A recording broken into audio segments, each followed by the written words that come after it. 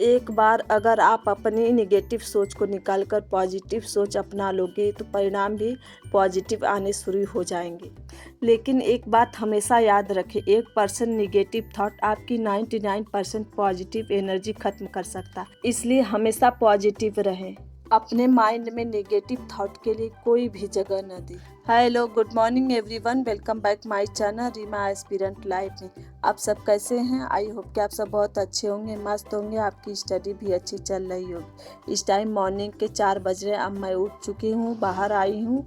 इसके बाद ब्रश करने के बाद जाऊँगी घर में, फिर अपनी स्टडी स्टार्ट करूँगी। आज मेरे 30 डेज चैलेंज का तीसरा दिन है। आप में से किन किन लोगों ने ये चैलेंज लिया है तो आप मुझे कमेंट करके बताइएगा कि चैलेंज का 2 दिन कैसा बीता, मतलब आपने कितनी एफिशिएंस से पढ़ाई करी। मैं अपनी बात करूँ तो मैंने बहुत ज़्यादा एफिशिएंस से पढ़ाई करी। अगर मेरे साथ आप ये चैलेंज ले रहे हैं तो देखिएगा, जैसे जैसे आप कंटिन्यूटी मेंटेन करेंगे 6 से 7 दिनों में आप और ज़्यादा एफिशिएंट हो जाएंगे। जब आप 21 दिनों तक कंटिन्यूटी हर दिन पढ़ लेंगे तब देखिएगा आप एकदम से प्रो हो जाएंगे। जो ये समय आया है, अब बैठ के सोचने का टाइम नहीं है, बस अपना 100% देने का टाइम है। जैसे कि इसका फॉर्म 2022 में फिल हुआ तो अब एग्जाम 2024 में हो सकता है।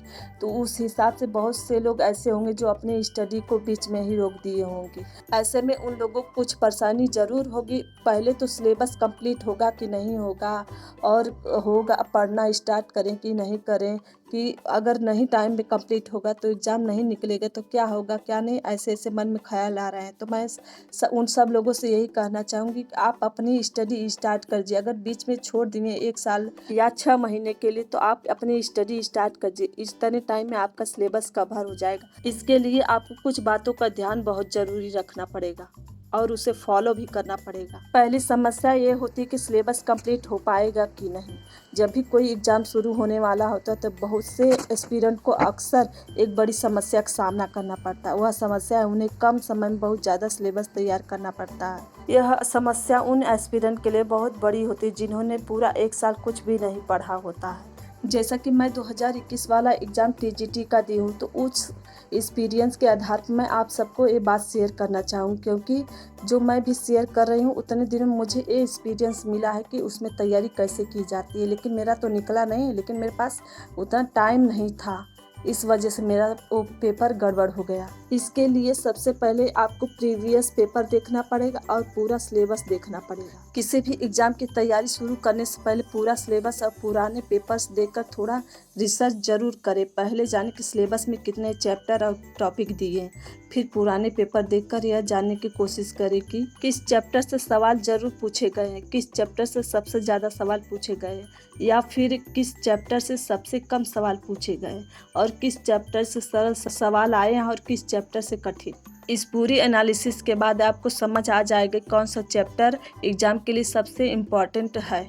आपको यह भी समझ आ जाएगा कौन सा चैप्टर आप आसानी से तैयार कर सकते हैं और किस चैप्टर में सबसे ज़्यादा मुश्किल। फिर आपको दूसरे स्टेप में आपका टाइम टेबल बनाना है, पूरा टाइम टेबल कि आपको किस टाइम क्या पढ़ना और कितने टाइम देना है उस सब्जेक्ट का। सिलेबस और पुराने पेपर के एनालिसिस के बाद चैप्टर को तैयार करने के लिए एक प्राथमिकता सेट करें, एक टाइम टेबल बनाएं।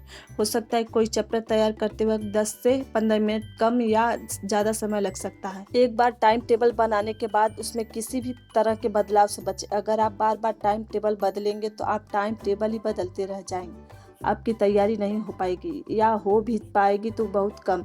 इसलिए जो भी टाइम टेबल बनाए एक बार में बनाए, उसका सख्ती से पालन करें। एक चैप्टर को तय समय के अंदर या उससे पहले तैयार करने की कोशिश करें। Hello everyone, welcome back my channel Reema aspirant life में। इस टाइम मॉर्निंग के 12 बज रहे हैं। जैसे कि आप लोगों को मैं कल एजुकेटर भर्ती के बारे में कुछ जानकारी दी थी, तो आज मैं वो जानकारी कुछ बातें मैं भूल गई थी, तो मैं आप सबको ये बताने जा रही हूँ कि इस वीडियो में, जैसे कि जो सेवा आयोजन पोर्टल है उस पर जाके आप सबको अपनी आईडी बनानी पड़ेगी। आईडी जो से ईमेल आईडी होता है उसी को बनानी पड़ेगी। बनाने के बाद उसमें जो पासवर्ड लगेगा आपको उसको सेव करके कहीं लिख कर रखना पड़ेगा, और फॉर्म जो है आपको खुद भरना पड़ेगा, हो सकता है तो वो जो मैं आईडी के बारे में नहीं बता पाई थी, वो मैं भूल गई, मेरे दिमाग से निकल गई, तो इस वजह से सोची कि आज बता देती हूँ। तो आप लोग वहाँ जो पोर्टल है उस पर जाके अपनी आईडी बनानी पड़ेगी। तो आईडी बनाएंगे, बनाने के बाद जो उसमें पासवर्ड डालेंगे, आईडी पासवर्ड दोनों कहीं सेव करके मतलब लिख कर रख लीजिएगा। फिर वही आपको काम आएगा जब जब फॉर्म डाला जाएगा और रिजल्ट जब आएगा। तो आप लोग जरूर एक करिएगा। जैसे कि और एक सूचना, एक बात जो मैं आपको बता भूल गई थी, तो सोची कि बता दूं। और बहुत से लोगों को मेरा टाइम टेबल जानना होता है। जैसे कि मैं मॉर्निंग में पहले मैं 6 स्लॉट लेती हूँ डेली का। तो उसमें मैं मॉर्निंग का एक स्लॉट करती हूँ। मॉर्निंग में अगर आप मॉर्निंग में पढ़ लिए उठ के, तो एक स्लॉट का बर्डन कम हो जाएगा। आपको वो सब्जेक्ट लेना है मॉर्निंग जो आप बहुत कम पढ़े हैं और जो इम्पोर्टेंट है उसको लेना है मॉर्निंग में। ज्यादा अगर 4 बजे से उठेंगे आपको टाइम भी मिल जाएगा अच्छा 2 घंटे का। तो उसके बाद जो भी करना होगा, घर का वर्क नहीं करना है या जिसको करना है उसके हिसाब से आप काम करिएगा। फिर उसके बाद 3 स्लॉट जो है मैं दोपहर में करती हूँ 12 बजे के बाद। मुझे 12 बजे के बाद 5 घंटे टाइम मिलता है, उस बीच में ये तीनों स्लॉट कंप्लीट करती हूँ। उसमें ब्रेक भी लेती हूँ 10 मिनट का, किसी में 20 मिनट का, ऐसे ब्रेक ले लेती हूँ। और फिर 2 स्लॉट जो है मैं रात के टाइम पढ़ती हूँ। जैसे मैं खाना वाना बनाते टाइम मुझे कभी 8:30 बज जाता है, तो कभी 9 बज जाता है, तो 9 बजे बैठ जाती हूँ, तो कभी 8 बजे बैठ जाती हूँ, ऐसे। तो शाम को मैं 2 स्लॉट कंप्लीट करती हूँ 11 बजे तक। इसी तरह मैं अपने जो है टाइम टेबल को फॉलो करती हूँ डेली का, यही टाइम मेरा है।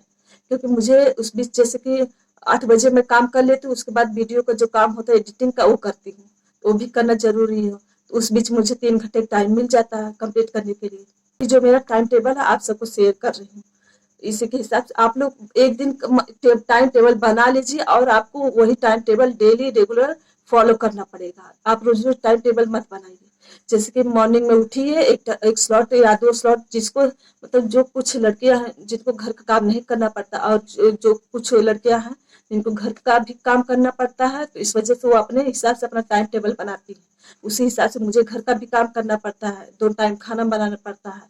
तो इस वजह से मैं उसी के हिसाब से, अगर टाइम अगर पास आपके मॉर्निंग में आप अगर उठ जाएंगे, तो समझ लीजिए आप सुबह से 4 बजे तक बैठेंगे, तो 9 बजे तक पढ़ना चाहेंगे तो पढ़ सकते हैं जिसके पास टाइम है। और जिसके पास टाइम है उन्हें तो 6 बजे या 7 बजे उठना पड़ता है, मतलब एक स्लॉट कंप्लीट करने के बाद। तो उसी हिसाब से हर कोई अपने मतलब टाइम टेबल को फॉलो करता है। जो यही मेरा टाइम टेबल है, मॉर्निंग में एक स्लॉट, दोपहर में 3 स्लॉट रहेगा 12 बजे से 6 बजे तक। फिर उसके बाद रात में 2 स्लॉट। तो ऐसे मैं कंप्लीट करती हूँ। तो ये स्लॉट आप लोग भी अगर फॉलो करना चाहेंगे तो कर सकते हैं। अब मैं जा रही हूँ अपना सेकंड स्लॉट स्टार्ट कर। सेकंड स्लॉट में मैं ह्यूमन फिजियोलॉजी पढ़ रही हूँ। इसमें मेरा चैप्टर उत्सर्जी तंत्र है। जैसा कि मैं मॉर्निंग में जीके जीएस भी पढ़ती हूँ, जीके जीएस ईएलटी ग्रेड के लिए पढ़ती हूँ और मेरा फोकस ईएलटी ग्रेड पर भी है। अगर आपका मन है जीके जीएस पढ़ने का तो पढ़ सकते हैं, अगर नहीं मन है तो जैसे कि मैं अपने टाइम टेबल में ह्यूमन फिजियोलॉजी ली हूँ, textile, home management, nutrition science और एक्सटेंशन एजुकेशन और जीके जीएस, ये 6 जो स्लॉट मैं करती हूँ। इसमें मैं बस एक स्लॉट, एक ब्रांच नहीं ली हूँ, वो है सीडी का। सीडी का मैं बाद में उसको पढ़ूंगी। अगर आप जीके जीएस नहीं पढ़ना चाहते तो उसकी जगह आप सीडी पढ़ सकते हैं। मॉर्निंग के टाइम आप वही सब्जेक्ट पढ़ें जो इम्पोर्टेंट भी है और ज़्यादा उसमें से क्वेश्चन पूछे जाते हैं और जो आपने ज़्यादा पढ़ा नहीं। इस टाइम मन लगाने की बात नहीं, इस टाइम आपको हर हाल में पढ़ना पड़ेगा क्योंकि कभी भी एग्जाम डेट आ सकती है। इस टाइम दोपहर के 1:30 बज रहे हैं। मैं बीच बीच में ब्रेक भी लेती हूँ, ये नहीं है कि मैं बस लगातार पढ़ती जाती हूँ। अगर आपसे हो रहा है कि आप पढ़ सकते हैं 2 घंटे, 3 घंटे, 4 घंटे लगातार, तो आप पढ़ सकते हैं। ये मेरा थर्ड स्लॉट है। थर्ड स्लॉट में मैं टेक्सटाइल से नायलॉन चैप्टर पढ़ रही हूँ। होम साइंस के 5 ब्रांच में सबसे पहले आपको आसान चैप्टर सेलेक्ट करना होगा पढ़ने के लिए। आसान चैप्टर इसलिए कि वो चैप्टर अगर आपको जल्दी तैयार हो जा रहा है, याद हो जा रहा है, तो आपका कॉन्फिडेंस लेवल जो है बढ़ेगा। कुछ लोग पहले कठिन चैप्टर को पहले पढ़ने लगते हैं। उनका तर्क होता है कि आसान चैप्टर में ज़्यादा कुछ करना नहीं होता और उनको बाद में आसानी से पढ़ा जा सकता है। जैसे कि इस एग्जाम में केवल सब्जेक्टिव क्वेश्चन पूछा जाएगा और ज़्यादा ऐसा कुछ क्वेश्चन नहीं पूछा जाएगा। ऐसे में हर किसी को मालूम होता है किस चैप्टर से कितना क्वेश्चन बना है और कहाँ से बन सकता है। जब भी आप पढ़ाई करें तो पॉइंट बनाकर पढ़ें। पॉइंट बनाकर पढ़ाई करने से आपको रिवीजन करने में बहुत आसानी रहती है, खासकर उस समय जब एग्जाम शुरू शुरू होने से पहले कुछ घंटों का समय बचा हो। जैसा कि ये एग्ज़ाम सब्जेक्टिव है तो उस हिसाब से ज़्यादा बाहर से नहीं पूछा जाता, बस जो भी 2-4 बुक्स है उन्हीं बुक्स में से पूछा जाता है।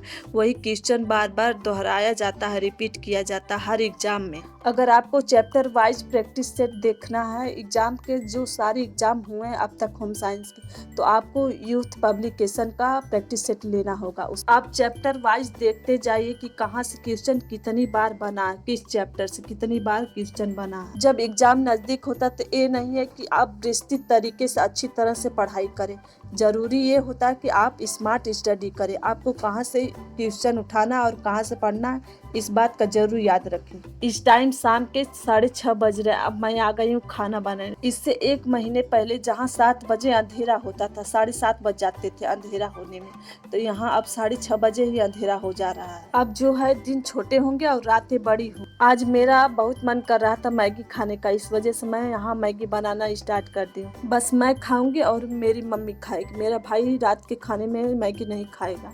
मुझे चावल के साथ मैगी खाना बहुत अच्छा लगता है, इस वजह से मैं चावल और मैगी दोनों खाती हूँ।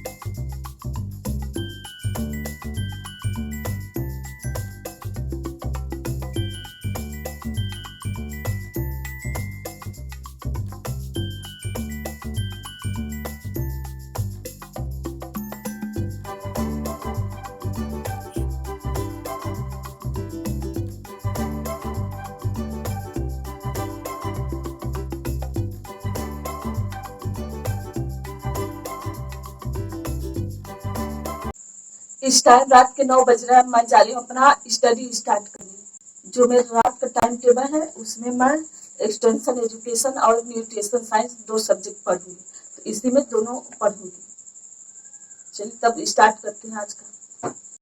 जब एग्ज़ाम डेट निकल जाए या निकलने वाला होता है, जब आपके पास समय कम हो और सिलेबस ज़्यादा, तो आपके लिए एक एक मिनट कीमती होता है। इसलिए जब पढ़ाई कर तो आपके पास सिर्फ ज़रूरत की चीज़ें हो, जैसे कि सब्जेक्ट से जुड़ी किताबें, पानी की बोतल, उस चीज़ को साथ न रखें जिससे आप पढ़ाई में ध्यान केंद्रित न कर पाए। यदि आपकी पढ़ाई के लिए लैपटॉप ज़रूरी न हो तो उसका उपयोग न करें। अगर आपके पास कम समय और सिलेबस जाता है तो ऐसे में आपको ब्रेक लेना ज़रूरी नहीं है। यह बात तभी तक सही है जब आपके पास बहुत ज़्यादा समय हो और सिलेबस बहुत कम।